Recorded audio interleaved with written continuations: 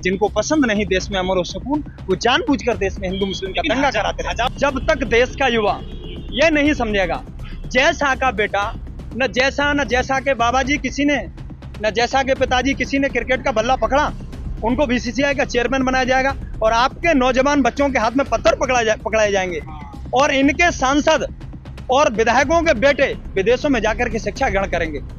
इसको समझना, बुलडोजर को कन्नाइयों ने तमाम जगह फूंक दी, कहाँ बुलडोजर है? प्रशासन कहाँ था? आप ये बताइए।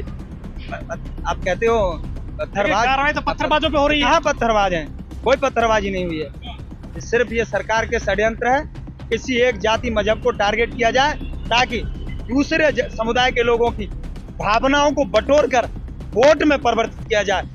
बेहद निंदनीय बात है। अगर आपको वोट मांगना है तो वोट शिक्षा के नाम पे मांगिए, वोट डेवलपमेंट के ऊपर मांगिए, वोट एम्प्लॉयमेंट के ऊपर मांगिए। 80-20 में मिलेगा वोट। कहीं कहाँ 80-20 है? क्या 80-20 करते हो? बटोगे तो बटोगे। 85-15 है। देश का अल्पसंख्यक, देश के अंदर पिछड़ी जाति दलित समुदाय 85%, 15 एक तरफ। 85-15 की लड़ाई है और इस लड़ाई में देख लीजिए 24 में नाक रगड़नी पड़ गई है। 24 तो चला गया। अरे तो फिर 27 आ रहा है। 27 जिस अयोध्या को लेकर के 3 दशक से राजनीति कर रहे थे, उस अयोध्या में ना मुंह की खा करके आए हैं और उसी अयोध्या पे जिसने जंग टाली है उसने जंग हारी है, ये समझ लीजिए आप। तो हारेंगे ये बिल्कुल। मिल्कीपुर को क्यों रोक दिया? मिल्कीपुर पे जब पूरे प्रदेश के अंदर वाई इलेक्शन हो रहा है तो मिल्कीपुर को क्यों पेंडिंग में डाल दिया गया है? भारतीय जनता पार्टी को वहां अयोध्या में फिर भी हार का खतरा है।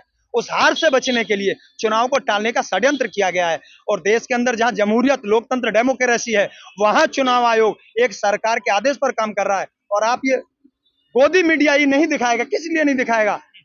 अभी सुप्रीम कोर्ट ने जब ये एक आदेश आया था अरविंद केजरीवाल वाला, तो उसमें कहा था कि सीबीआई जो है ये एक तोता है सरकार का।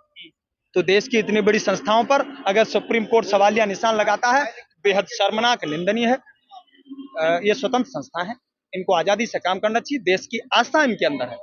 ये देश तो मजबूत हो रहा है। देश कहाँ मजबूत हो रहा है? जहां देश के अंदर दूसरी सबसे बड़ी आबादी घर से दौड़ रही है, भयावह स्थिति है, अपने बच्चों को लेकर के दौड़ना है, पुलिस पीछे खड़ी है, देश मजबूत हो रहा है। देश की सबसे बड़ी दूसरी आबादी को आप उनकी हत्याएं करके, उनके साथ लिंचिंग करके, उनके घरों में आग लगा के, उनकी एजेंसियों को फूंक करके चाहोगे कि देश मजबूत हो जाएगा? नहीं, इस तरह देश मजबूत नहीं हो सकता।